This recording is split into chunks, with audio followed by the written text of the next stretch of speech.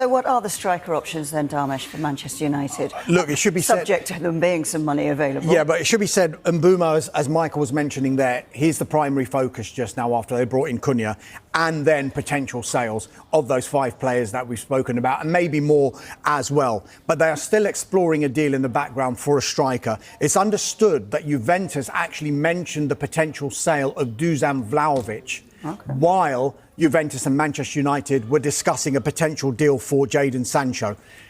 Let's be clear about this. Juventus are desperate to sell Vlahovic. He's into the final year of his contract now, and he is on absolutely massive wages. I spoke to Gianluca Di Marzio earlier on today, and he said that he's on 12 million euros net a year, which is good money if you can get it. And on the back of that, Juventus are still very interested in signing Victor Osimhen as well. You would think maybe Victor is related here, Sancho and Conceição, and maybe trying to bring in Osimhen. Would they have to try and get Dusan Vlahovic off the books as well? But look, Vlahovic is clearly a good player, and he's one of a number of strikers that Manchester United will have looked at. Another one that they keep an eye on his situation is Ollie Watkins at Aston Villa. I think the initial soundings around that deal suggested that there was quite a big gap in valuation between what Manchester United would have been prepared to pay for Ollie Watkins and what Aston Villa would have wanted. He's approaching 30 years old, and I think this may be one that could rumble on towards the end of the window as well, not just Manchester United, because there'll be a number of other clubs who'd be interested in a player who's an England international. Man United are on the hunt for a centre-forward this summer after Højlund and Joshua Zirkzee managed just 7 Premier League goals between them last season, with an overhaul of their front line planned.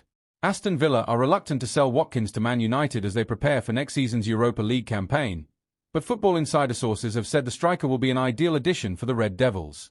Højlund's future remains up in the air at Old Trafford after his 10 goals in all competitions, and Man United are set to make a significant loss on the £72 million they paid Atalanta to sign him 2 years ago. With Matheus Cunha already signed for £62.5 million and Brentford's Bryan Mbeumo close to becoming their second new arrival. Sources have told Football Insider that Højlund is key to United's move for Watkins. Napoli could offer Højlund a surprise exit route from Old Trafford after Scott McTominay's first season in Serie A proved to be the making of him, and this could open the door for United to bolster their front line. Watkins may be 8 years Højlund's senior and turns 30 in December, but Man United are keen for him to become their first-choice striker immediately and potentially beat Arsenal to a statement signing. Speaking on the new Inside Track, O'Rourke said that any such deal for Watkins won't come easily for United given their difficult PSR position. But the possible sale of Højlund could set the wheels in motion.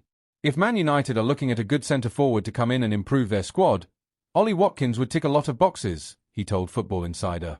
Rasmus Højlund, a lot will depend on what happens with him, because United probably can't afford to go out and buy Watkins on top of MBUEMO and Cunha. They will probably need to offload a couple of players to allow them the sort of wriggle room they'll need, with FFP and PSR, to afford a deal for Watkins. I can see them moving for Watkins once they accept a Højlund bid. Although Man United shelled out over £70 million to sign Højlund from Atalanta in 2023. They banked heavily on the Dane's potential after he had made just 87 senior club appearances and had scored 27 goals. Højlund has proven to be a bad bargain with just 26 goals in 95 appearances, and Ruben Amorim will hope that a player like Watkins won't feel the weight of Man United's heavy shirt to the same extent. Watkins is by no means a long-term solution to United's plethora of evident issues, but a proven Premier League goalscorer with the dynamism to trouble defences could be exactly what his ailing side needs.